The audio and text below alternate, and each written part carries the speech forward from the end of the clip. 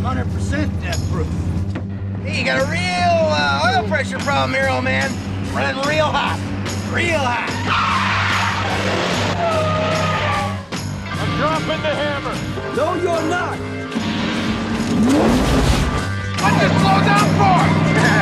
He wants to play. You can never go fast enough.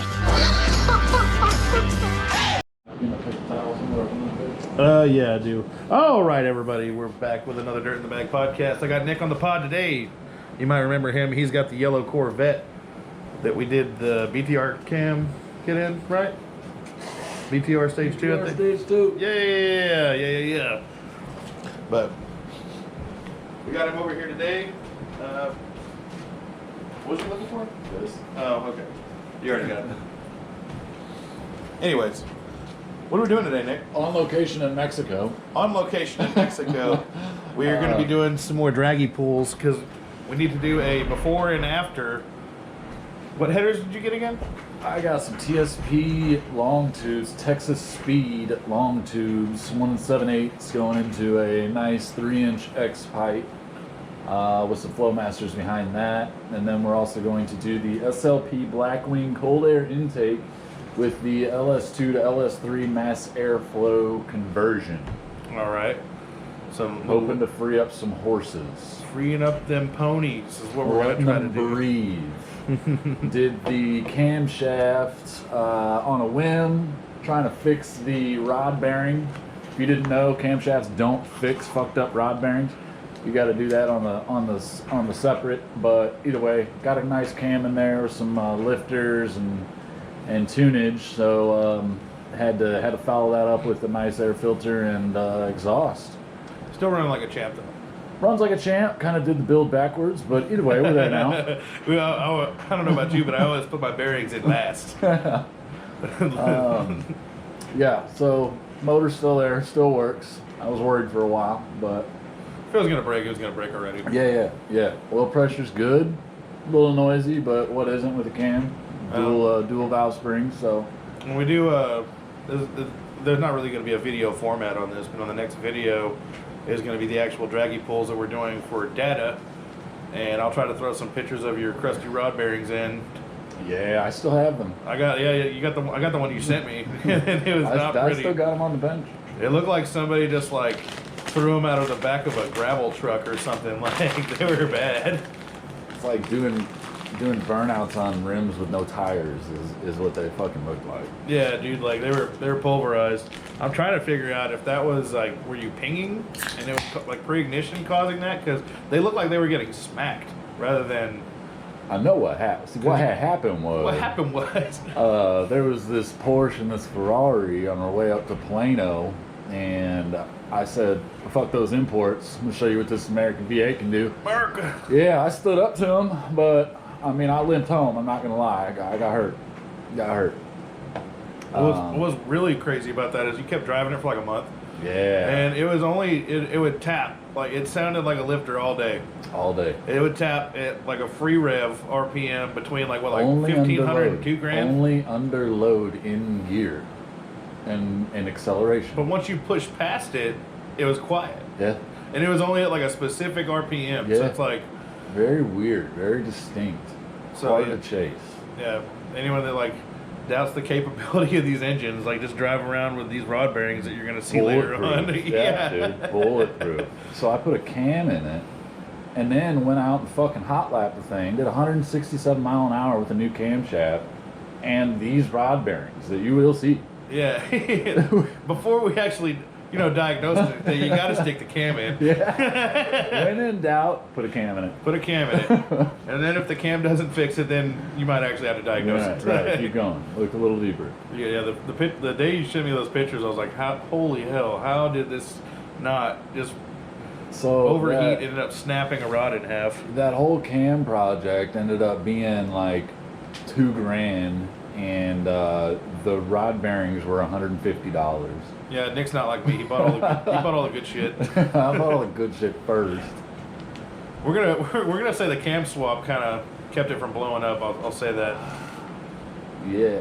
Well, it definitely was not right foot syndrome. It It was supposed to stay factory, y'all. It's supposed to be an unmodified car right now. You know how that goes. Yeah. Still my daily. I'm still like, I'm like, hell yeah, dude. I'm all like riding high. I got a new beater. I got this Optima outside. It's like worth about a total of $800 and a big chicken. Freaking. I'm like, I'm not doing anything to this thing. I might put like recycled synthetic in it. Not doing anything 2 months from now. It's gonna have a turbo. Stick it through the hood. It's gonna have like Sawzall fenders, like some 235 BF Goodrich all terrains on it. Yes. And for whatever reason, a police light bar on top. Nothing wrong with that. And it's just gonna bomb through fields and take out shopping carts at Walmart. Just terrorize the neighborhood. But now we're getting ready to put his exhaust on this weekend, and since I do have the Draggy now, it's an important piece of data logging equipment for science. In my opinion. And we also like to call it the Dream Crusher, because basically all the roads around here, like, cars are pieces of shit. They leak oil everywhere, and every time you try to take off and get a decent 60 foot, it's like you just take off in the snow. Like the maroon truck ran like a 15 flat. But whoever needs to hear this, you're not as fast as you think you are. Yeah. And that's what the Draggy confirms. What was funny about the maroon truck is it had like a stupid slow, like 60 foot. I think it was like 3 or 4 seconds or something like that. And then at the end, turbo legs, it ran down all the other times and got like 15 mile an hour. So it's like it just came out of nowhere. Like, and the whole video, that one's probably going to come up before this one. But you can just hear the truck just getting pedaled, this pedal fest at like 80, just like bop, bop, bop, bop, bop, bop, bop. Like, I'm like, dude, if this thing like got some traction, it might go somewhere. So I'm not at that wop wop. I'll just bring it back however much percentage, and it'll still just burn at that if it's not enough. It's like, yeah, it's a real smooth transition. Yeah. Hell yeah. That's what I call it, poise. It's like I don't have wheel hop in that car. I either have traction or I don't. Simply put, it has plenty of power. Traction, maybe. Yeah, and like there's also like a toss up right now where I'm torn, where it's like, man, like do I even need to put the other turbo on? Like, this thing's already pretty retarded. Should I save the turbo and put it on something nicer? I'll put the turbo on it. Fuck it. I would save for now. Yeah. I don't think the maroon truck has reached its potential yet. Well, no, like what it needs is like $1,500 in traction stuff. It needs some track bars, some tires. Yeah, it needs a set of Caltracs, some adjustable shocks, a sticky tire, and a better gear. And that thing will clip at 11 second on a track, I bet, any day. Oh, I was at Summit yesterday looking at the wheels. Those D-ports, man, they got them all day. They're like $100. The 6-lug? I didn't look for lug, but usually everyone's running Bogarts. They got the Bogarts with the sticky tire. You talk about on the Silverados or your car? I would think that can't you just get all your sizes and lugs and shit? It's like this is the wheel, and then all the options are later. The Bogarts are like the cheapest option right now. I think you could get wheels. Like I could call Mickey Thompson or Weld right now, and they'll be like, "All right, we'll send you a set of wheels. That'll be $3,500." No. That's not what I'm talking about. I'm talking about little cheapo dogs. Yeah.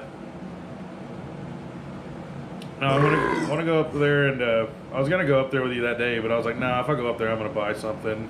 That place is fucking spark plug boot covers and header bolts. Yeah, that's $90 walking out the door. Yeah, dude. Jeez. And you got to talk to the guy in the crazy nylon shirt. The service guy. Did you already have your part numbers in hand? No. I had to go to the service section, and then they had to. Man, that wait is obscenely long for whatever the fuck they're doing back there. Well, it's like, I think most of it is like, all right, they got your shit ready to go, but they have to go into this 10 football field size warehouse to go get it. That's up on a 9-story ladder rack. Yeah. But side note, we are fortunate enough to have a Summit store that is next to us. Yes, that is a blessing and a curse. Yes, because it's a cool store, but it's an expensive store. It's very convenient. You get your stuff really quick, but it is a terrible financial burden. Yeah, really easy to allow yourself to spend money in a place like that. Yeah, you're like, ooh, piece of candy. Like everywhere you go, piece of candy. Everywhere you go in there, it's like, hey, I need this wood grain steering wheel, or like, look at that, they got a funny car on the roof. Hey, that's a cool T-shirt. Sure, they still do, man. Yeah. Nah, but freaking, nah, it's gonna be pretty cool tomorrow. Or yeah, it's tomorrow, right? Yeah, we're gonna have a slap fest. That shit's gonna be in and running tomorrow. Is that the what's the ETA you're thinking? Like you could have that thing done in, because I don't know, like y'all don't know this, but Nick is actually like the C6, right? C6 king on like ripping like front subframe, rear subframes out in like 30 minutes. Like, I have definitely dissected the entire car, right? Everything. That car that was supposed to be untouched in was supposed to factory. be untouched. Yeah. Well, now I know everything about it. Either way. Yeah, no, ETA on that, honestly, I mean... I'd say... No beer breaks. 3.5 hours done. I'm saying 2. 2? I don't know. Like I got a feeling we're gonna get these out of the box, and they're not gonna be able to just shot put them into the car, like you're thinking. I think we are. The what size were they again on the primaries? 1 7/8 going to a 3-inch. And you still got to get your bung holes. We can fuck with bung holes later. We have some bung hole modifications. It has the. It doesn't have them on the headers. I have one O2 sensor location on each header. Okay, so you can run your upstreams and be fine. On my upstreams, no downstreams. I think your downstreams are already ready to go drive in Mexico.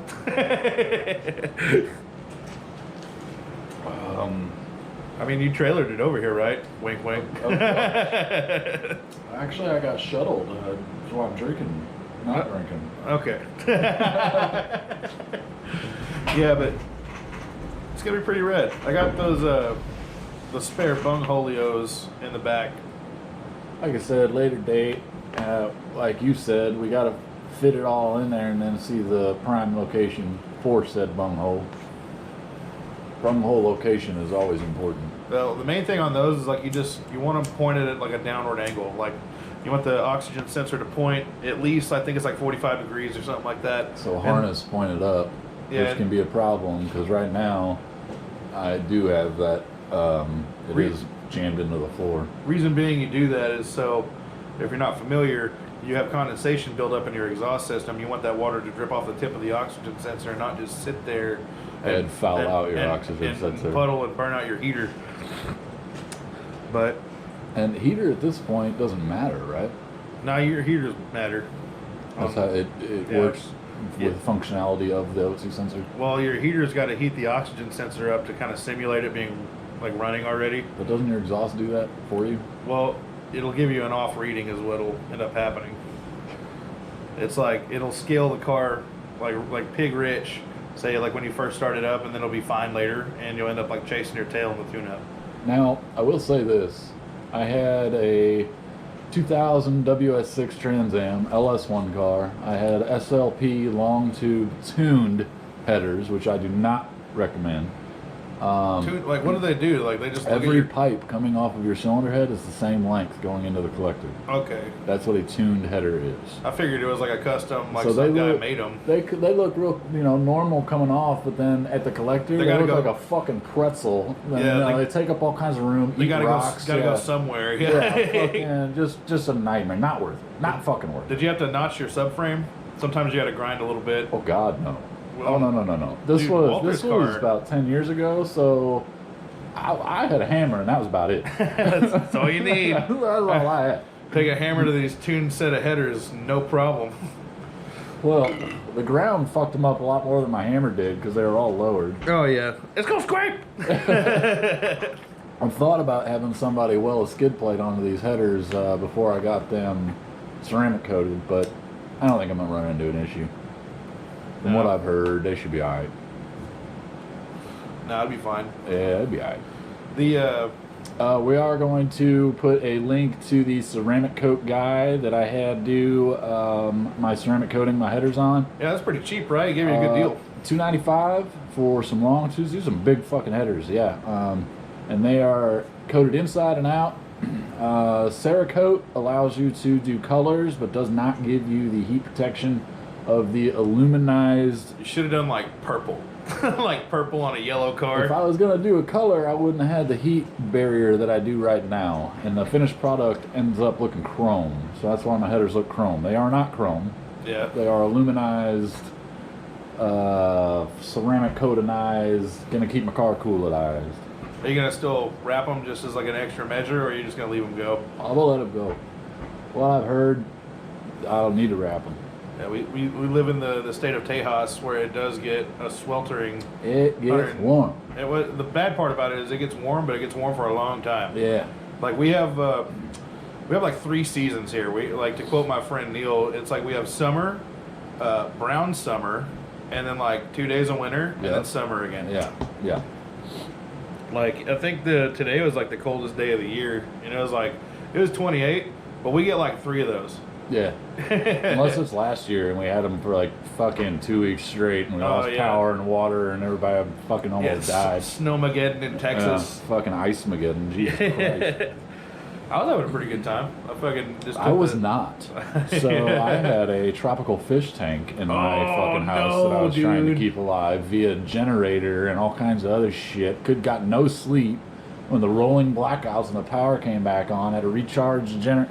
I got no fucking sleep for a week in 0-degree fucking weather with no water or power. Oh yeah, everybody was smelly by the end of the week. It was a nightmare. That was like the worst part about it though, is like not being able to shower. Like all the pipes were frozen and busted and everything. Like day one of this whole thing, nobody knew it was fucking coming. I almost wrecked the goddamn Corvette on my way to work, and then was smart enough not to drive it again for another 2 weeks. Mind you, this is a daily driver Corvette. It doesn't smash through 12-inch snow as easily as you would think. You hit the brakes and you're just sliding like you just stomped on the gas. Like even for someone who's like kind of accustomed to snow, because like you are from Missouri, right?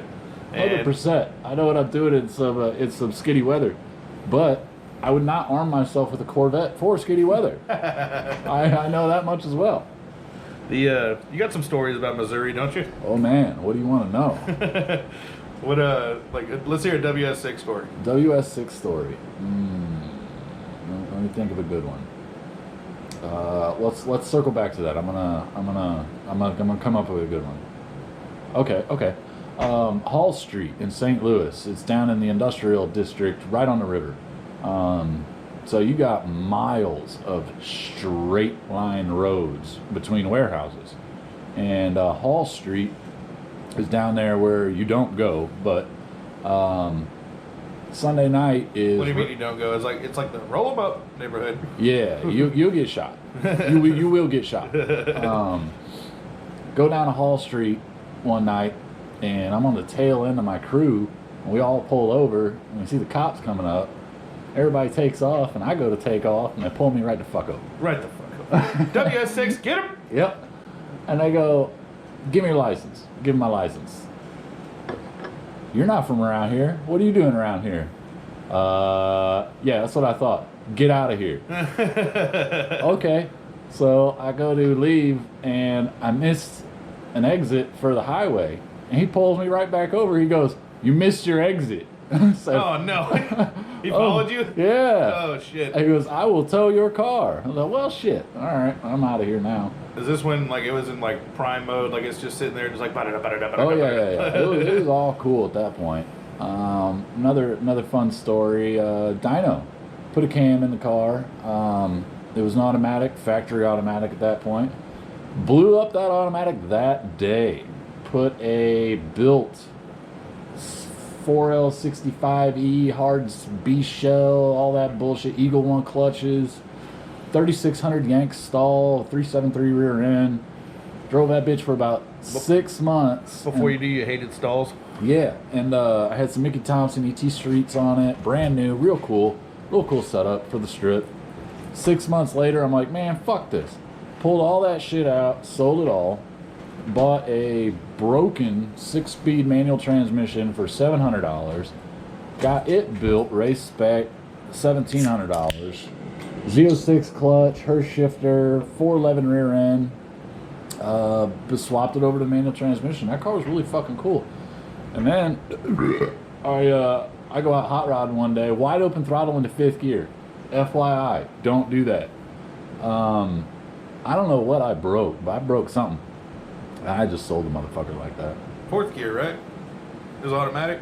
Nah, that was the 6-speed at this point. Okay, the 6-speed. Yeah, and the manual transmission shifted wide open throttle into 5th gear. I don't know what speed that is. Anytime like around 100, something like that. Anytime like a guy in a manual transmission like brings a car to a dyno, it's just like a flexing contest because there's like almost 0 parasitic loss. So it's like, look at my crank horsepower numbers, guys. Yeah. But at the same time, it also applies to the street. It's like the same amount of power as it's going to spin your tires. Yeah. 80. Yeah. I never dynoed it with the manual, so I don't know the direct correlation to manual to automatic What was it before? loss. What? Before it was like what, like 4? When I dynoed it? Yeah. With a 3600 stall and 373 gears, mind you, automatic and a stall converter is going to hide your numbers.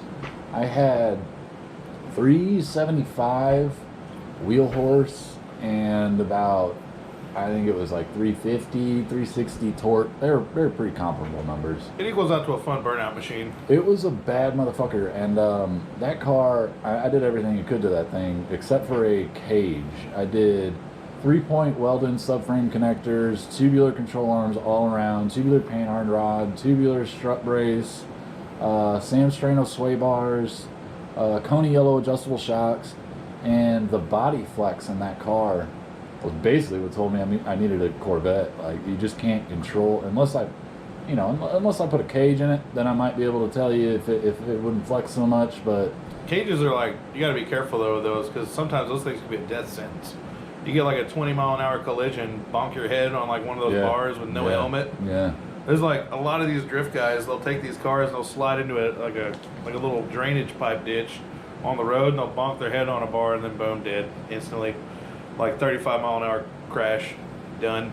Funny story. My buddy, when we were in high school, I graduated in 2004. My buddy had an 02 Z28 in high school, and he was at a party. I'm picturing your high school just to be like that one that was in like Fast and the Furious Tokyo Drift, where like everybody had like the cool cars. Rich. It was like I went to it was school. like the crazy guy with the Monte Carlo. yeah. That was definitely me. But I had an '85 Z28 at the time.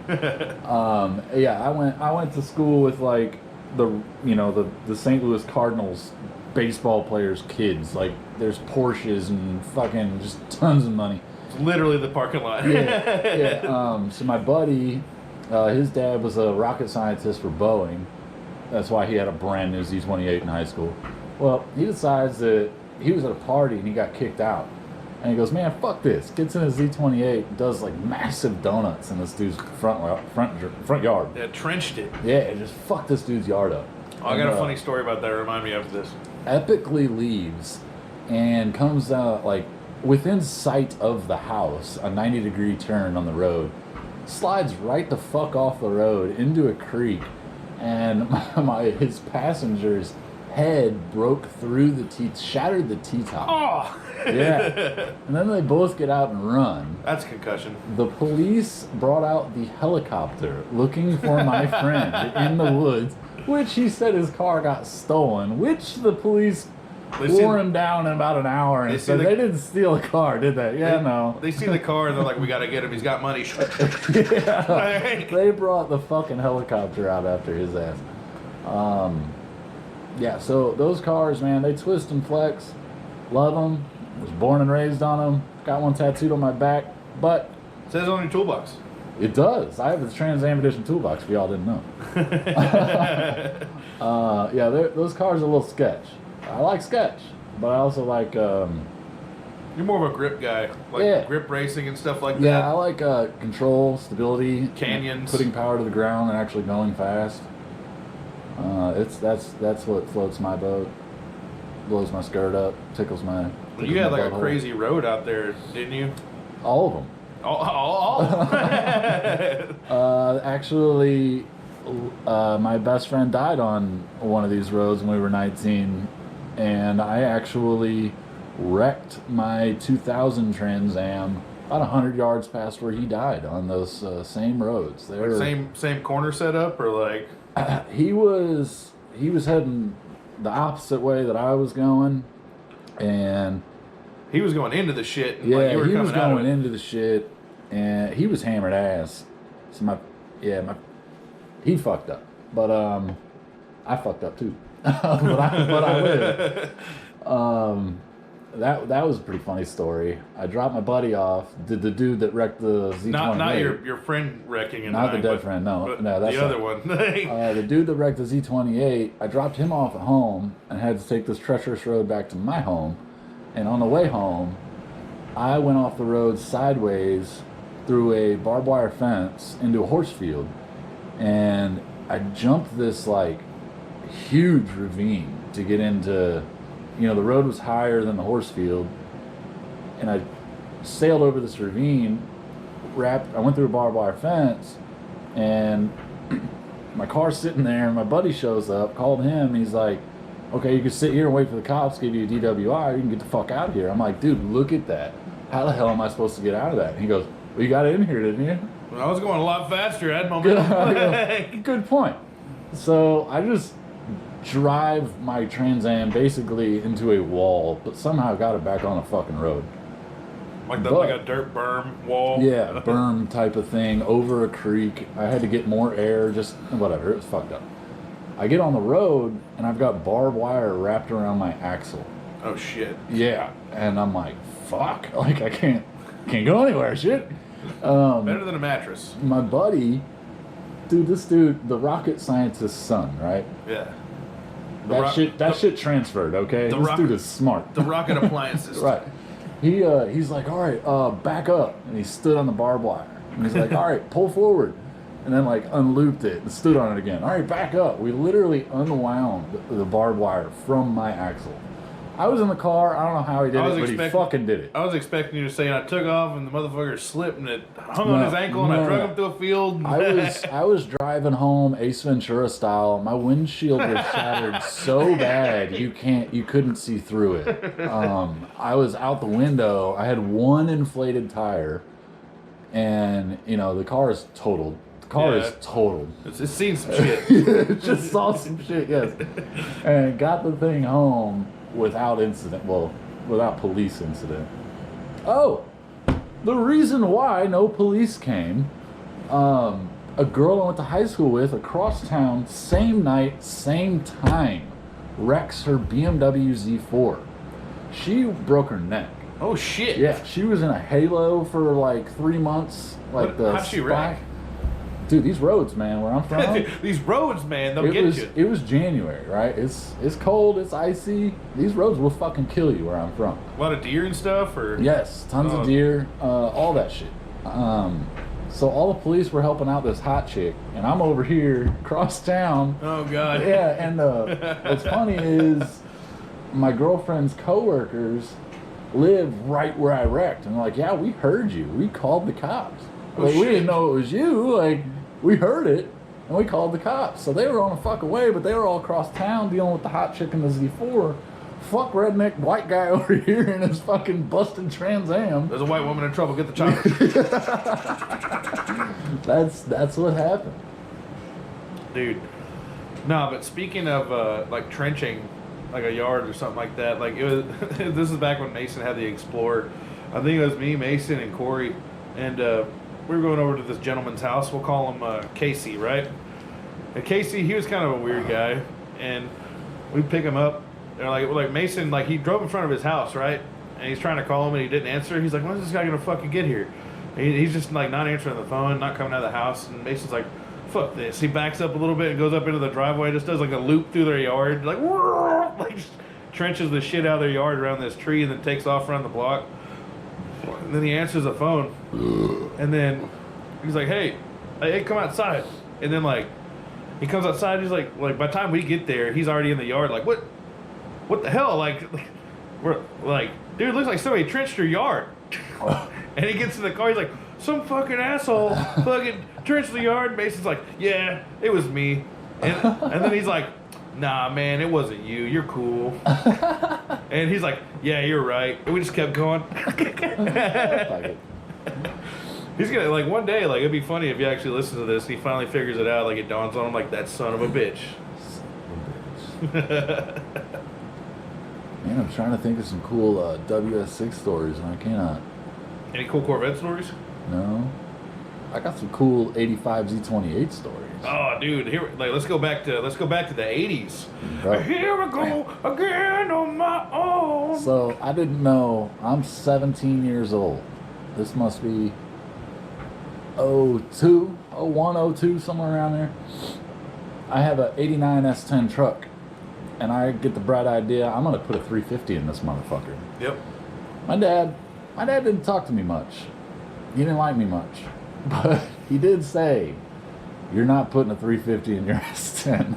He said, "If you want a 350, you're gonna get a car that can handle a 350." Another thing you should ask Mason about, if I ever get him on the podcast, is that he did the same thing, but his dad didn't tell him not to do it. He ended up backing up into a bush. Or, well, at like 50. Mine, so I go out, I get this Camaro, and in 1 year that I had this Camaro, I went through 4 motors, 3 transmissions, and also accrued 50 citations. He's a nice guy, but he's hell on equipment. Yes. That's where I learned to work on cars, how to swap motors, how to rebuild motors, how to drive, how to run from police, how to pay for lawyers to keep your license. Yeah, that's another thing. Like, people ask you, like, how'd you get good at this stuff? Like, breaking shit. Yeah. Breaking a lot of shit. So I bought the car with a, what was the smallest V8 Chevy ever made? It was like a 267 or something. Chevette or whatever. No, just cubic inch motor. Oh, yeah, it was a 267, 260 something. Talk about like V8 wise, Yeah. right? It was a 265. I think that's what was in it. 260. Okay, somebody. There's no way, dude. No, somebody hack jobbed this car. Okay? Really? Like, where was the oil fill on that engine? I don't, dude. This was. If it was in the front of the crankcase, that you have a possibility of it being a 265. The 265, like, that came out in 1955, that was actually like, they only did that for like 2 years, the way it was before the 57 maybe came not out. have been from 50s. It was a very small V8 motor. There's a lot of little, and anyone that's ever had like a 265 compared to like the regular, like the 280 or 283 and above that, cubic inch wise, Man, there's a lot of little quirks. They got like a canister filter on them. The oil fills in the front. 289. I don't remember what it was. Like, the valve cover bolts are offset. They're weird. You gotta look at one of these days. Either way, Give it a goog. I'm trying to get this thing tuned so I can get it to licensed. It blows up right there. Oh no. Yeah. So my brother's working on a Nova that has a 307 in it, and he's about to put a nice race motor in that. So he goes, "You can have 307, but you have to put it in." I've never worked on a car before. Okay. You're like, okay. Yeah, okay. So I did it. Got the 307 in there, but couldn't get the downshift cable on the 700 R4 transmission lined up right. Will definitely break if you don't do that. Yeah, so like I would have to bring this thing up to like $5,000 and then just start stomping on the gas pedal to get the fucking thing to shift. Needless to say, that motor didn't last long. Then did a 350, blew that 350 up, rebuilt it, and then blew it up again. And at that point, I said, "Fuck this car, get rid of it." Mm-hmm. And along those lines, I also went through 3 transmissions. Transmissions are easy to break. You ask me, every automatic transmission is on its way to breaking. Every single one of them is just on its way to breaking. Yeah, with you sitting next to it on the right side. Maybe.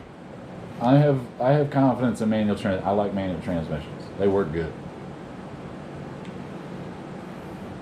No, but we're getting ready to throw those parts on the vet right now, and we're gonna put the data, the logistics, the statistics up on the interwebs. The fun stuff. The fun stuff. It's all gonna be available. It's all gonna be ready for people to laugh and gawk at and point in horror. So when you buy your Corvette and want to know what the headers and air do to it, you will know. Yeah, an incremental result from this to that. See. All right. Everybody, thanks for listening. We will see you later. We are out.